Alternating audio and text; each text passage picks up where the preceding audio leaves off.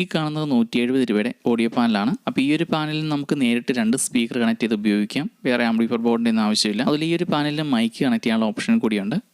അപ്പോൾ ഈ ഒരു ടൈപ്പ് പാനൽ ഉപയോഗിച്ച് നമുക്ക് സ്വന്തമായിട്ട് റീചാർജബിൾ മ്യൂസിക് പ്ലെയറൊക്കെ ഉണ്ടാക്കിയെടുക്കാൻ വളരെ എളുപ്പമാണ്. ഈ ഒരു ടൈപ്പ് പാനൽ വർക്ക് ചെയ്യാൻ ബാറ്ററി കണക്ട് ചെയ്യണം. ആ ഒരു ബാറ്ററി നമുക്ക് മൊബൈലിൻ്റെ ചാർജർ ഉപയോഗിച്ച് അറിയാനുള്ള സോക്കറ്റ് ഉണ്ട് ഫ്രണ്ടിൽ തന്നെ. പിന്നെ ഈ കാണുന്ന രണ്ടും സ്പീക്കർ ഔട്ടിൻ്റെ സോക്കറ്റാണ്, ലെഫ്റ്റ് റൈറ്റ്.